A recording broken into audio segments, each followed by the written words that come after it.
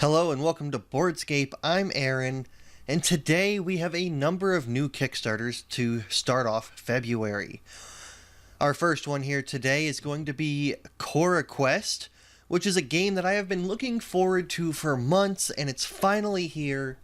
CoraQuest is a family dungeon crawler, an introduction game to the genre, if you will. This has been created by Dan and Cora Hughes, and is actually named after his daughter. Now, as a father of three kids, I am excited to be able to bring this to the table, knowing that a child helped create it, and that this is aimed for them. CoraQuest has over 2,000 backers, 13 days to go, $90,000 raised, doing wonderfully, especially for a first-time creator such as Dan. Now, one of the main things drawing a lot of people to this game is the cost. It is only going to cost $42. Now, you don't have all the high production value that you have in other Kickstarters, but if you're looking for an introductory game for small children to get them into the hobby that we love so much, CoraQuest can be that game. CoraQuest is doing some things that I think is going to move some of these genres forward.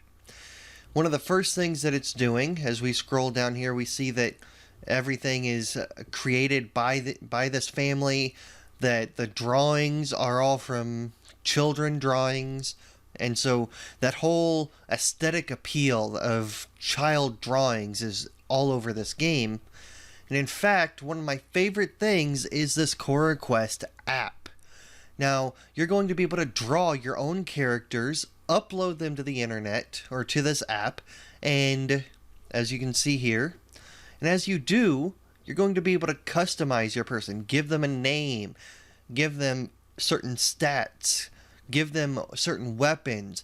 You can completely make a character completely your own, print it out, and play with it. So, the fact that my daughter, who is 5, who will be 6 by the time this game comes out, will be able to either make herself or a character that she loves, will make her more invested in this game, give her something to care about, to love, to say, this is my part of this game. It's way different than me saying, hey, do you want to play this elf ranger? Or hey, do you want to play this princess wizard? In this, I can say, you get to create your own character. We will print it off, and you can play as it. I can't think of any better way to get a young child invested in a game than letting them be a part of its creation. Now, one of the coolest things that we're going to see later in these stretch goals is they've actually done the same thing with monsters. So we can do all sorts of things with this, right? We can upload all sorts of her drawings, my drawings, anything we want to upload. So say she wants to draw Elsa. She can draw Elsa and play as Elsa. And say she wants to create a snowman as the bad guy. Maybe she wants to fight Olaf. Now she is able to. Now we have turned CoraQuest into Frozen Quest, where we're playing against an evil Olaf that Elsa has to take down. Just, there are numerous things that can be done with this that can bring a young child back to it over and over and over again. Now, it's going to be a typical dungeon crawler. I'm not really going to go into the aesthetics. It's going to be pretty much what you expect. You go to the edge, you flip over a new tile.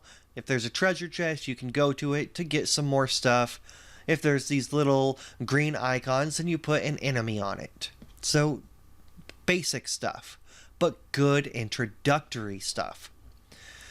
Now, another thing that they've done here that I absolutely adore is the stretch goals, because not only are they allowing people, everyday people, to upload their projects, upload their creations, and become a part of this game, they are getting content creators to help along the way as well. We've unlocked all sorts of things here, all sorts of adventures mostly. And one of the coolest things that they are doing is, so far we have 2 of them. This is an extra adventure written by Matthew Jude of Watch It Played. So they are getting this content creator, Matthew Jude, to help create an extra adventure. On top of that, here's the enemy creator app that we've unlocked. They have Alex Radcliffe and his daughter Ricky. I think I'm saying that right, Alex. If not, I'm sorry. From Board Game Co. also creating an adventure. So they are getting another father-daughter duo to help in this game, help create an adventure, help spur others' imagination on. And I don't know if this is going to continue, but I hope it does, because this has almost become a community collaborative effort here, where they are giving us, Dan is giving us the base of the game, and then we get to create the characters, we get to create the enemies, and they're getting content creators in to help create adventures, and just that entire community aspect of this game just screams love. This game is a work of love.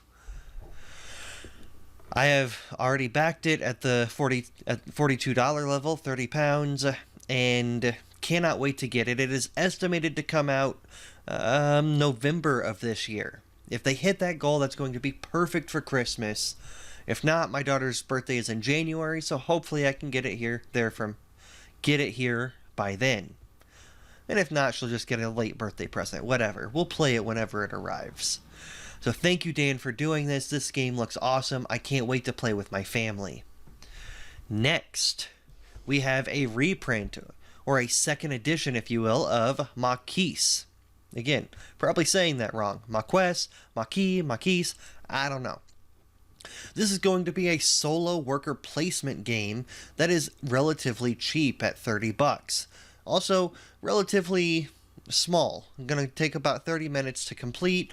It's being the second edition. You can get online and look at all sorts of things for the first edition game. This has been a game that people always recommend if you love solo games. So if you've not checked this out, now is your chance. In Maquis, you are going to be playing as French, what do they call them? Nazi-occupied France, and you're trying to overthrow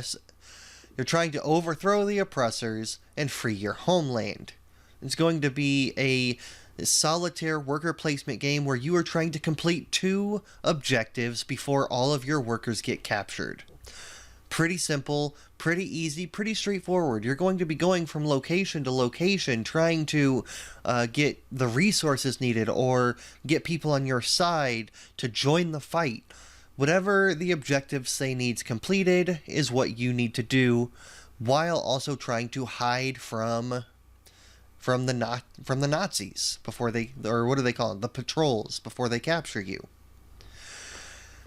So if you're interested in Maquis, now is the time to get it. If you already have it, you can get the extra content for $5, and the second edition is only going to cost you $30. So, Maquis, if you like solo games, now is the time to get it. Next up, we have Metro the City Edition, including the Deluxe Big Box. Now this is going to be a Queen Games game with a limit on it, so pay attention to that as we scroll down here. This has over 570 backers, 10 days to go, $71,000 raised. So, this Metro City Deluxe Big Box, before I get into the game, I'm going to tell you, if you are interested in this, go pledge now. Because on the Deluxe Big Box, out of 600, they have 76 left as of the time of this recording. Now they do have some here for some of these other levels saved back, because they're only making 6,600 of those are dedicated to this $90 pledge. If you don't care about the Deluxe Big Box and just want the City Edition, then you can get it for $44. But if you're interested, just exit this, go get it now. Metro is going to be a tile laying game where you are in charge of your own metro station trying to create the longest train tracks possible. Now the little caveat is going to be that others are also laying tiles and can ruin all of your plans. So you might start down here and your goal is to get to the farthest possible space all the way across the board. But there is this central location, this central station, where you might be trying to get across the board and all of a sudden your track has turned towards the central location, and instead of a long track, you end up with a short one. Not what you wanted, not what was anticipated. If you like tile laying games, it's a quick, easy one to pull out, and really has a major Suro feel to it with a twist. More to it than just Suro. So, Metro, the City Edition, or the Big Box Edition, is going to add both this what do they call it? The wooden wagons up here, as well as the cardboard tile dispenser and a custom insert. Now, both the City Edition and the Big Box are going to receive the City Expansion, which adds a new dynamic. In this, you are going to have, I believe it is 32 tourists of varying colors spread out across the board before tiles are laid down. If you lay a tile on top of a worker, then you move that tile onto your train track. And there you're going to score points based on these various locations and completing them in various ways. You can check updates of this to see exactly how that works, but just know these workers and these locations are going to work together on your train tracks in order to score you more victory points. So if you want the City Edition or the big box, now is your chance to get it. This is the only time they're going to make the big box, so make sure you grab it. If you're also interested in not Agricola, Alhambra, then you can pick that up as well here. The big box of Metro along with the mega box of Alhambra for the small fee of $280. Next up, we have Posthuman Saga, The Journey and The Journey Home. Now, Posthuman Saga has been out already, and The Journey Home is going to be the expansion. This has over almost 900 backers, $43,000 raised, and 17 days to go. Now, Posthuman Saga is going to be a game of exploration. You are exploring new tiles as they come out, and trying to complete objectives before your opponents. Throughout this, so this is what the objective marker looks like. This is a 3 and 4 player one, and for the transporter you need to have 3 of these tires lined up in a row in order to score the objective. Now, how do you do that? 2 ways. You're gonna be playing different cards, and one of them is the map tile. As you play that, you can get new cards, and also by bidding through the broadcast event. So you're going to be doing that to upgrade your locations and sort of put these tiles together, this tile laying adventure together in these correct sequences. Now, this has one of my favorite mechanics of all time, which is the secret selection action. I love secret selection because it adds this whole new dynamic of knowing that everybody is going to be selecting at the same time. Secretly, you don't know what your opponents are doing. So do you do what is best for you, but also knowing that your opponents might do something to screw you up? So do you play to that? Or do you play to try to screw your opponents up, thinking that they will do something specific? There are all sorts of things that can be done in these kind of games, and I love secret action selection. There are world encounters for your stories and combat, but basically you're trying to get those sequences in the correct order so that you can complete the objectives. Now, if you already have the base game and you're interested in the journey home, this is going to change a little bit of how you score victory points because it is going to add explorer cards instead of your mission cards. Your explorer cards are going to be similar in that you're going to be trying to line them up before anybody else, and as you do, you're scoring victory points.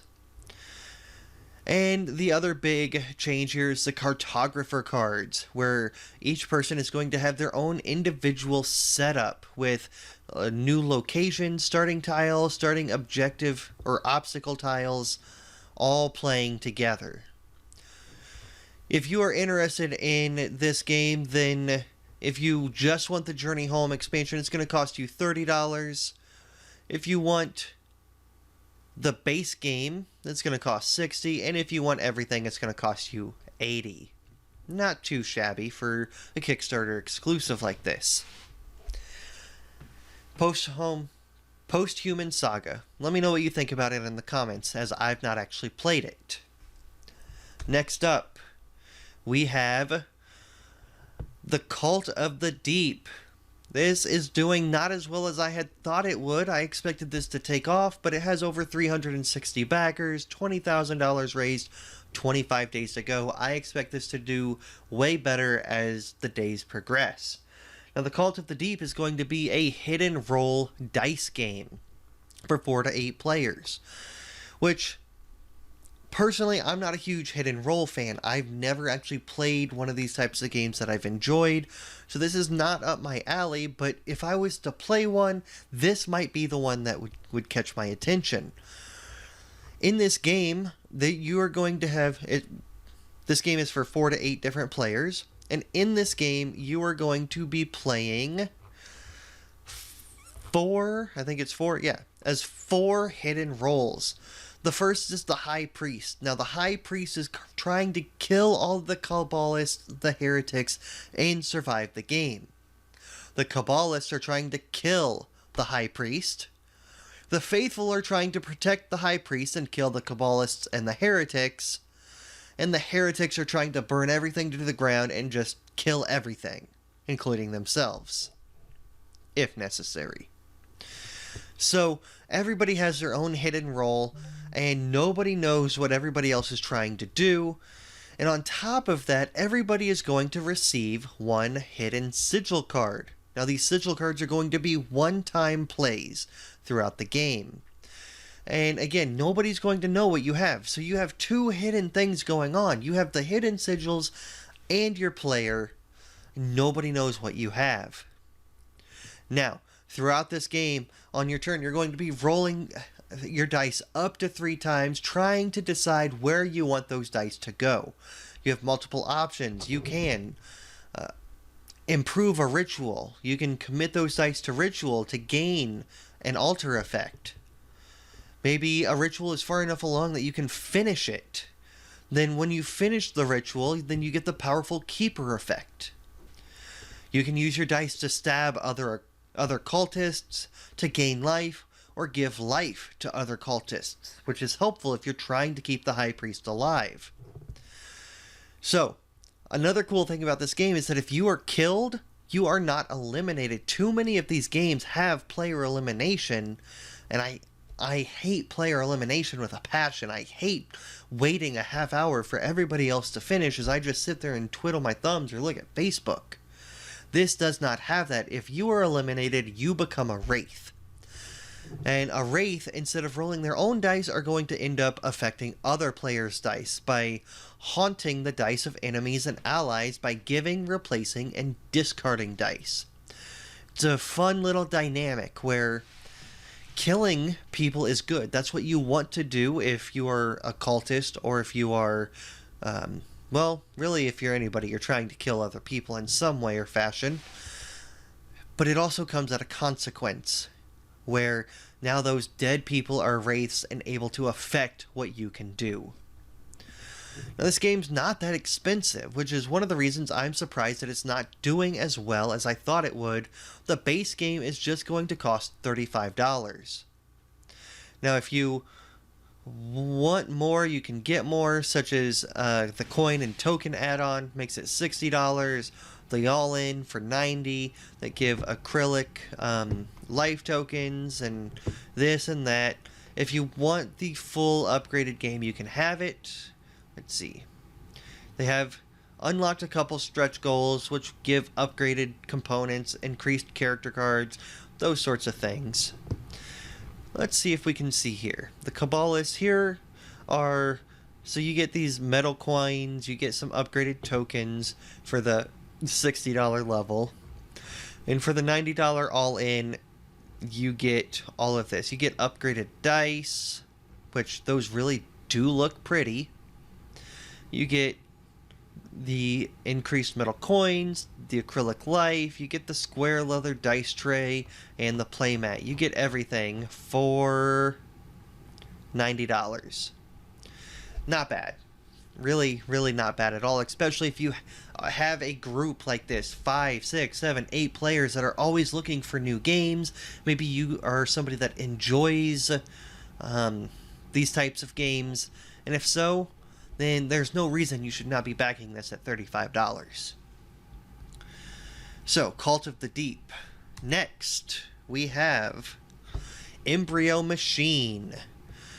Now, this is basically going to be a Japanese-style mech war game, and it has over 400 backers, $30,000.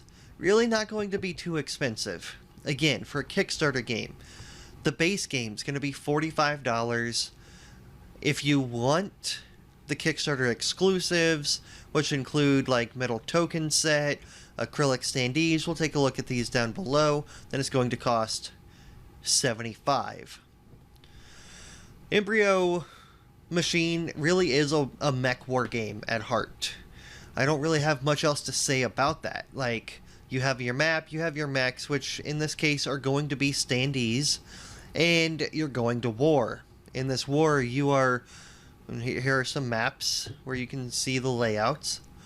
And in this war, you're going to be picking a side. You're going to be upgrading your armor, upgrading your movement, upgrading your weaponry, all these things. And as you upgrade, you become stronger and can do more things. And it's interesting. Not my thing, but if it's yours, perfect. So, Embryo Mech. Not much to say about it. Mech war game. If that sounds cool to you, check it out. If not, move on. Next, we have the second and third extension for Clinic. Now, I'm not going to get into what Clinic is necessarily, besides saying that it is a hospital management game. You are the CEO of a hospital trying to manage your hospital to the best that you can. Your workers, your locations, just who can have the best hospital. It's a heavy game. Came out in 2018, and now we have 2 more expansions for it. So, I'm going to scroll down here and see these expansions. The second extension adds 80 new tiles, including things like resuscitation hubs, emergency hubs, economic and radiology hubs, all these different ways to just make a different hospital than you've ever been able to before. On top of that, it comes with all sorts of new event cards and a new set of urban design cards. So if you already have Clinic and you have a group and you enjoy it, then this second extension is going to give a whole bunch of new variety in your base game. The third extension is going to add a campaign mode that includes 3 campaign modes to learn and teach the game. One of the big criticisms of this is how hard it is to teach, and this campaign mode walks you through it in a fun and engaging way. So, if that's something you're interested in, check it out. Besides that, the book is divided into 3 parts. A normal mode, which has divided into 5 themes. The medium mode, which has 5, and the expert mode, giving you all these different ways to play.